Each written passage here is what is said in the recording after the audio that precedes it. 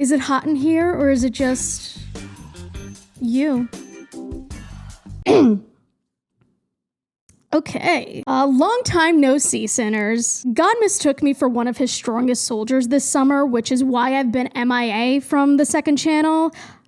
Sorry, I don't know. But as the kids say, we're so back. Tusino is back and better than ever. And it's just like my main channel, except we get a little crazy over here. Woo. Woo. And nothing is crazier than your unfiltered thoughts. In case you forgot, because I almost did, a couple months ago, I asked you, the beautiful sinners at home, no homo, to send in your latest and greatest hot takes. And boy, y'all did not disappoint. Well, some of you disappointed me with your hot takes, but we'll get into that. Starting with this first one, we gotta abolish the concept of a breakfast food. You can't have mac and cheese for breakfast. Shut up. If you eat it for breakfast, it's a breakfast food. I love me some waffles as much as the next guy, but the category of breakfast food is too exclusive. I get it. Time is fake. Meals are a social construct. And at the end of the day, you can eat whatever you like when you like. If you want steak and potatoes at 9 in the morning, you do you. I mean, most of us probably ate lukewarm microwave pizza at 11 a.m. back in elementary school. For me and my stomach nowadays, I can't eat anything too heavy before noon. For some reason, the thought of having mac and cheese in the morning makes me sick. I like my breakfast light and filling, like maybe a hard-boiled egg or two, some yogurt. One thing about me, I love a good yogurt bowl. Maybe some chocolate chip pancakes every now and then, but that's like for a special event. That's like a Sunday breakfast. But my mind is too rigid and I have to designate certain foods for certain times of the day. For example,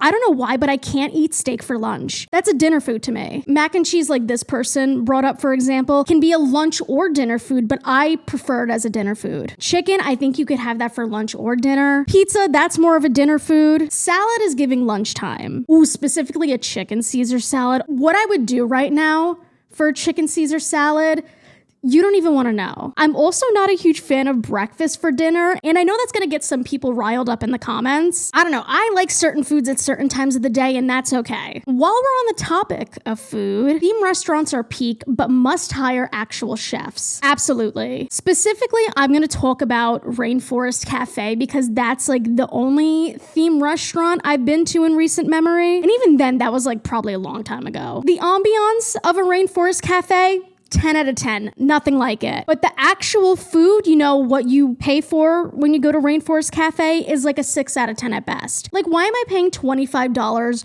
for a burger just so I can hear an animatronic lion roar every 15 minutes? Is Cracker Barrel technically a theme restaurant? Cracker Barrel is also mid. Hot take. I feel like Cracker Barrel is where you pregame for a Trump rally or something. But back to Rainforest Cafe. I'm okay with paying for the inflated prices if the experience is good. And I always have a good time at Rainforest Cafe. I just wish the food at Rainforest Cafe matched the aura. And again, I'm happy to pay those insane prices. But I think going out to eat in general is very expensive nowadays. Everything nowadays is very expensive. You're hungry. I can tell. But who wants to cook, especially when you're enjoying this video so much that you don't want to miss a single second? That's why I recommend today's sponsor, Uber Eats. In just a few taps, you can order from hundreds of restaurants in your area and have your food delivered straight to your doorstep. I find that Uber Eats is a great way to check out local spots that I wouldn't have found otherwise. Or if you want to skip the delivery fee altogether, you could pick up your order instead. Uber Eats also makes it super easy to pay and tip in the app. New deals pop up every day, and there are thousands of ways to save money in the app. So make sure to click the link below or scan this QR code right here and use code annamarie15 at checkout to get $15 off your first order with a minimum basket size of $20. That's annamarie15 for $15 off. Thank you so much to Uber Eats for keeping me and my sinners well fed. Now, let's get back to your scheduled programming, I guess.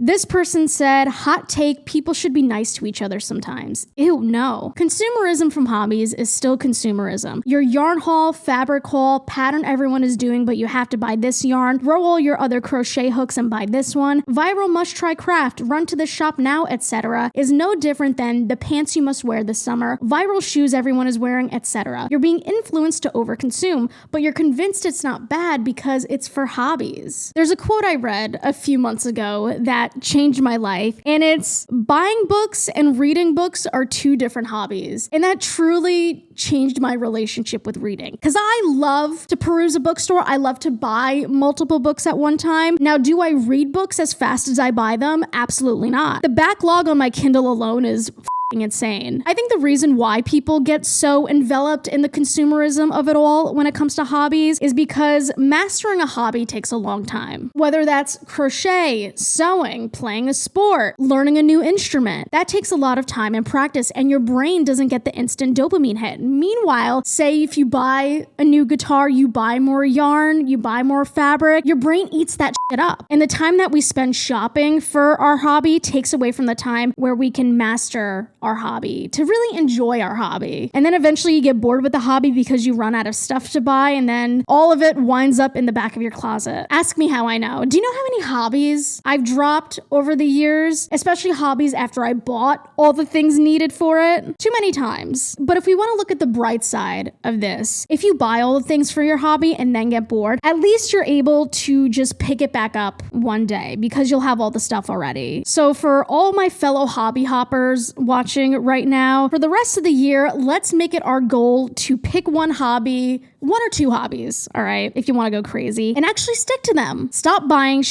take that yarn out of your cart, you don't need it, and actually get good at it. Like how I get good at English and grammar, you know? Ooh, this take is interesting. You don't have to be friends with your coworkers. 40 hours a week in the same place is convenient, but it doesn't automatically make you friends. People should keep their private lives away from work. I'm there to get a paycheck, not there to listen about your divorce, Deborah. This person clearly has experience with coworkers oversharing. I do YouTube full time, in case you couldn't tell. So I technically don't have coworkers, or well, I technically do. Actually, but they're all online and in different parts of the world. But in my day-to-day life, I don't have anyone to answer to. I don't have anyone I have to force conversation with when I walk into the break room. It's just me and my cats against the world in my apartment. But I did work a few more quote-unquote traditional jobs before I started this full-time. While you don't need to be friends with your coworkers, I think it is in your best interest to at least be friendly with them. You don't have to share your entire life story with them, of course, but I also wouldn't ice them out either, especially if you don't have any beef with them. I just think being acquaintances with your coworkers will make your life a little bit easier, especially if you want to take off and you need someone to cover your shift. It's good to have a few allies in your corner. But also, being friends with your coworkers can be really fun. Back when I used to work at Aldi and I was working the closing shifts, the night would go by so much quicker when I worked with people I was friends with there. It made the day-to-day a lot easier. But of course, it's a case-by-case basis. Not everyone is lucky enough to have chill coworkers. And I've certainly worked jobs where I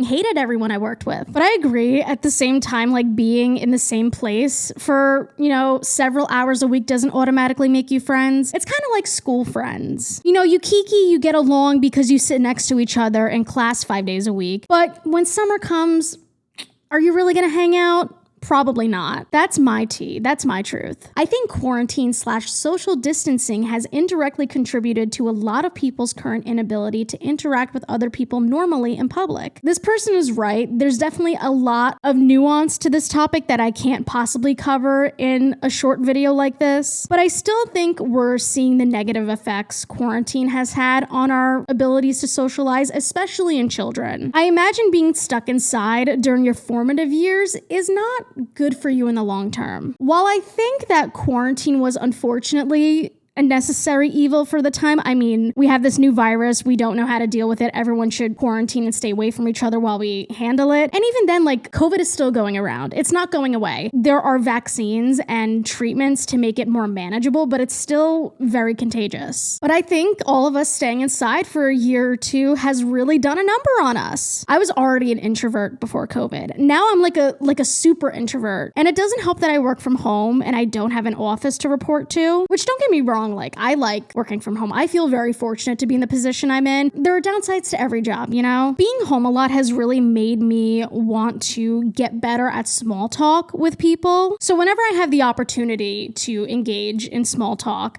I do it. Small talk is a lost art. Hot take, you guys should stop comparing Annamarie 2Sino to Annamarie 4Sino. Just because they both have brown hair and make commentary videos doesn't make them the same person. And I've been saying this. Stop comparing me to that loser. Annamarie Forcino's done. She's a flop. Floppiana. But Annamarie Tusino, on the other hand, she's the moment. This is where it's at. If you're not subscribed to Annamarie Tusino, you're only getting half the story. Here's my wildest hot take. Spiders would be less scary if they were black bear sized. Think about it. If spiders were big, you'd never find one in your bathroom. They'd be in the woods like bears, and then you could just avoid them. Worst case scenario, bear spray. My hypothesis is that people are afraid of spiders because of the surprise factor. They can invade our space and be anywhere until they're revealed, often a terror. But if spiders were big, they'd be stuck outside in more wild environments. Are you that scared of bears on a day-to-day basis? On a day-to-day basis, like, yes, I'm more scared of spiders than bears because I'm not outside. But if I was in the woods for some reason, and to my left was a bear,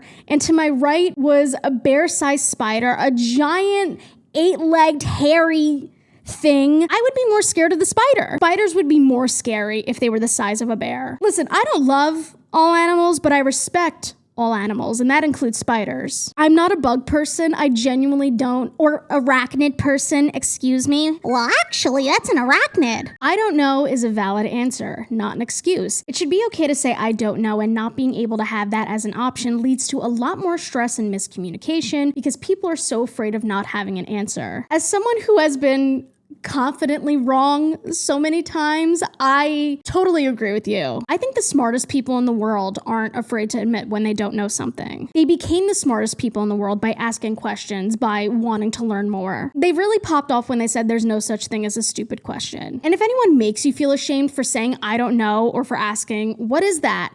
They're a piece of shit, because it's totally okay and fine to admit when you don't know something. It's cool to ask questions. That's how we learn. The fake robot slurs on TikTok are getting completely out of hand and mirroring real racism in a way that really should not be happening at all. I'm thinking of making a whole video on this topic, but what I will say is that it's crazy seeing so many quote-unquote woke people hop on the trend of calling robot slurs. I think there's one that's like clanker. I think that's it. I feel weird even saying it because it's meant to be a slur, even though it's not technically a slur. This like robot bigotry is just rebranded racism. What really made me dislike this trend altogether was a video of some guy pretending to be a cop arresting a robot. Not to be the friend that's too woke, but like, I don't know, it's weird. It's like they've been waiting to jump at the opportunity to become an oppressor in a way that's like socially okay, if that makes sense. If you're participating in this trend, you're a weirdo.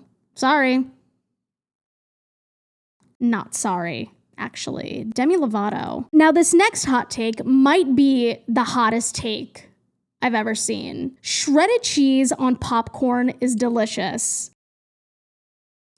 The door's that way. What the is wrong with you? There's like cheese powders you can put on top of popcorn that's really good, like white cheddar, sharp cheddar, I don't really know. That's delicious. But like full on shredded cheese? So like, are you melting it beforehand? How does that work? Or are you just like dumping shredded cheddar on top of your popcorn? You do you, I guess, but at what cost? One thing about me, I like my popcorn the old-fashioned way. Sometimes I don't even put butter on it just because I appreciate the taste of the popcorn by itself. That might be a hot take because I know people love their butter on popcorn. And I do, just like not all the time. I didn't mean to get political today, but it had to be said. And finally, last but not least, my hot take is that I think you should subscribe down below, hit that notification bell, and give this video a tiny, tiny thumbs up. Hey, that's my line. Make sure to like, comment, follow, subscribe, share, hit the little bell. I promise there won't be a 2-month gap between this video and my next video, all right?